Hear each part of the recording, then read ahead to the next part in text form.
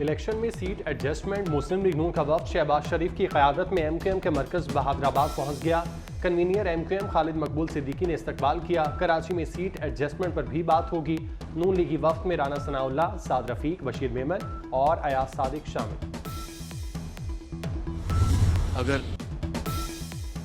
सदर मुस्लिम लीग नून मियां शहबाज शरीफ ने कराची की रोशनियां वापस लाने का वादा कर लिया। मीडिया से गुफ्तगू में कहा, इक़्तिदार ना छीना जाता तो कराची हैदराबाद मोटरवे का शानदार मंसूबा मुकम्मल हो जाता। सबसे ज्यादा टैक्स देने वाला शहर पानी से महरूम है। शहबाज शरीफ बेरोजगारी खत्म करने का प्लान भी जल्द सामने लाने का ऐलान कर दिया। पाकिस्तान के लिए मेलबर्न टेस्ट बचाना मुश्किल हो गया। 227 रन पर 7 विकेटें गिर गईं। 317 रन के हदफ के ताकुब में अब्दुल्ला शफीक 4, इमामुल हक 12, शान मसूद 60, बाबर आजम 41 और सऊद शकील 24 रन बनाकर आउट। पाकिस्तान को जीत के लिए 90 रन दरकार। PTI को बल्ले का निशान देना है या पेशावर हाईकोर्ट का फैसला चैलेंज करना है। चीफ इलेक्शन कमिश्नर की ज़ेर सदारत इजलास आज फिर होगा। चीफ इलेक्शन कमिश्नर की ज़ेर सदारत कल के इजलास में फैसला ना हो सका। कागजात नामजदगी की स्क्रूटनी का 5वां रोज। मुल्क भर में उम्मीदवारों के कागजात की जांच पड़ताल। कल आखिरी रोज होगी। कागजात नामजदगी मंजूर या मुस्तरद होने के खिलाफ अपीलें 3 जनवरी तक दायर की जा सकती हैं, जिनका फैसला 10 जनवरी तक किया जाएगा।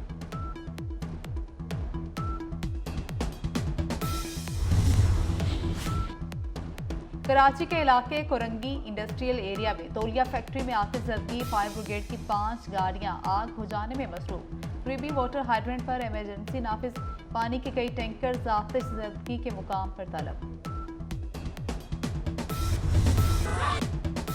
इसराइल की दहशत गर्दी जारी। रिहायशी इलाकों और अस्पतालों के एतराफ शदीद बमबारी। 24 घंटे के दौरान इसराइली हमलों में 2 सहाफ़ियों समेत 300 से ज़ायद फ़लस्तीनी शहीद। रफ़ा के कुवैती अस्पताल समेत बैतुल्लाहिया, खान यूनुस और अल-मगाज़ी के इलाकों पर इसराइल के फ़ज़ाई हमलों में मज़ीद 50 से ज़ायद फ़लस्तीनी शहीद। शहादतों की तादाद 21,320 से तजावुज़ कर गई। 55,500 से ज़ायद जख्मी। इसराइली फ़ौज का शहरियों को वस्ती गज़ा से शेल्टर होम्स में जाने का हुक्म।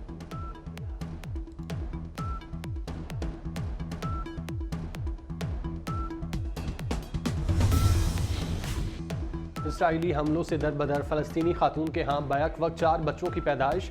कबल अज़ वक्त पैदा होने वाले बच्चे सेहत के मसाइल से 2-4। एक बच्चा अस्पताल में दाखिल। खुराक की कमी और सेहत की नापैद सहूलियात ने बच्चों और वालिदैन को खुशियाँ मनाने से महरूम कर दिया। फ़लस्तीनी ख़ानदान शुमाली गज़ा से देरुल बलाह पनाह गुज़ीर कैंप में पनाह लेने पर मजबूर। फ़लस्तीनी वज़ारत सेहत के मुताबिक 50,000 हामला ख़वातीन गैर इंसानी हालात के बायस शदीद ख़तरात से 2-4 हैं।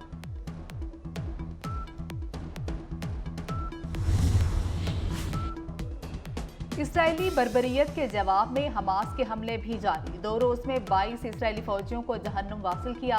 इसराइल के साबिक फौजी और इंटेलिजेंस हुकाम हमास की फौजी सलाहियतों का एतराफ़ करने पर मजबूर हो गए। वज़ीर आला मोहसिन नकवी के रात गए लाहौर के 3 अस्पतालों के दौरे।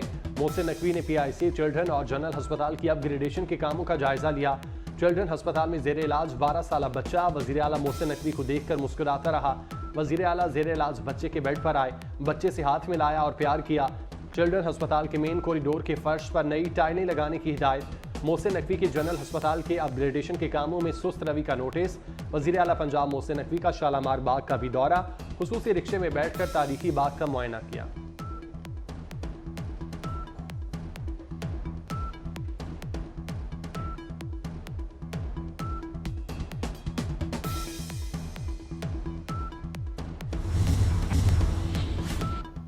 इमरजेंसी सर्विसेज एकेडमी में passing out parade. Pass out होने वालों का अमली तरबियत का मुजाहरा।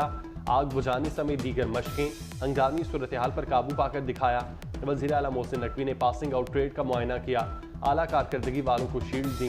मोहसिन नकवी ने कहा, हमारे रेस्क्यूअर हमारा फ़ख्र हैं। रेस्क्यू की 800 एम्बुलेंसेज में 8 इमरजेंसी रिस्पॉन्स के लिए ऑटोमेटेड एक्सटर्नल डेफिलेटर इक्विपमेंट फराहम करने का ऐलान।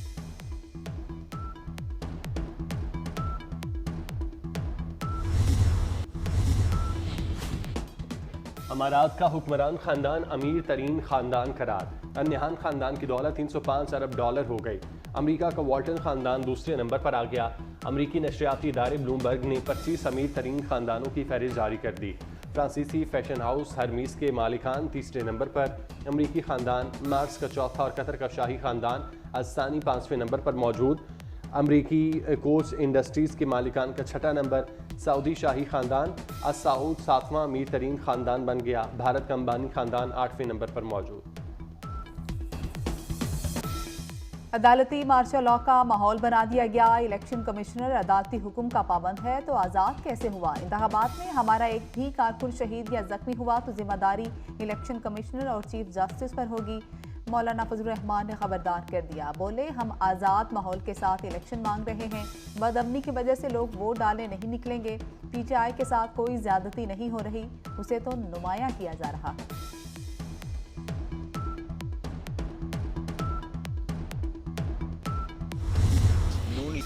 कागजात नामजदगी छीनने वालों को सब जानते हैं। 8 फरवरी को बड़ा सरप्राइज देंगे। बिलावल भुट्टो जरदारी की सक्खर में प्रेस कॉन्फ्रेंस। कहा, नून लीग के लोग पीआईए को बेचना नहीं खरीदना चाहते हैं। इलेक्शन कमीशन नून लीग के घर के लोगों को फौरी हटाए नहीं चाहते किसी को चौथी बार मुसल्लत किया जाए।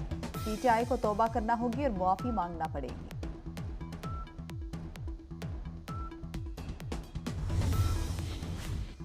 कोहाट के रिटर्निंग अफसर की तैनाती मुअत्तली का मामला। इलेक्शन कमीशन की दरख्वास्त सुप्रीम कोर्ट में समाअत के लिए मुकर्रर। चीफ जस्टिस की सरबराही में 3 रुकनी बेंच 2 जनवरी को समाअत करेगा। जस्टिस मोहम्मद अजहर, जस्टिस मुसर्रत हिलाली शामिल। पेशावर हाई कोर्ट ने कोहाट के रिटर्निंग अफसर की तैनाती मुअत्तल की थी।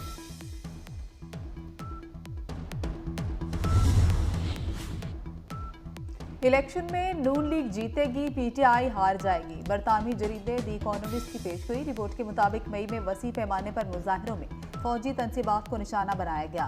पाकिस्तान के रियासती इदारों ने काबिल जिक्र लचक का मुजाहरा किया। रियासती इदारों ने तेजी से हंगामा आराई पर काबू पा लिया। गैर कानूनी मुआशी सरगर्मियों पर क्रैकडाउन से नुमाया बेहतरी आई। सितंबर और अक्टूबर में रुपए की कदर में 10% इजाफा हुआ।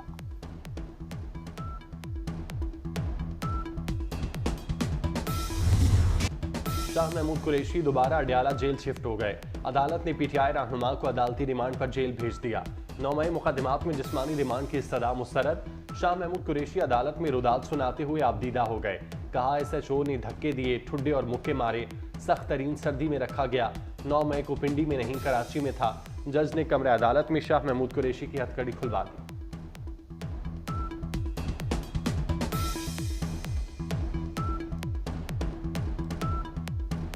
भारत और अफगानिस्तान पाकिस्तान के खिलाफ एक हो गए। अफगानिस्तान भी आबी हथियार को पाकिस्तान के खिलाफ इस्तेमाल करने लगा। तालिबान हुकूमत ने दरियाए कुन्नड़ पर हाइड्रल पावर का मंसूबा शुरू कर दिया। मासी में भारत आबी जारियत के जरिए पाकिस्तान की ज़राअत को नाकाबिले तलाफी नुकसान पहुंचा चुका। भारत ने अफगान हुकूमत की काबुल में शातू डैम मुकम्मल करने की दरख्वास्त कबूल कर ली। और दूसरा, बॉल के मौजूद साबिक हेड कोच जादूगर स्पिनर सकलैन मुश्ताक 47 बरस के हो गए।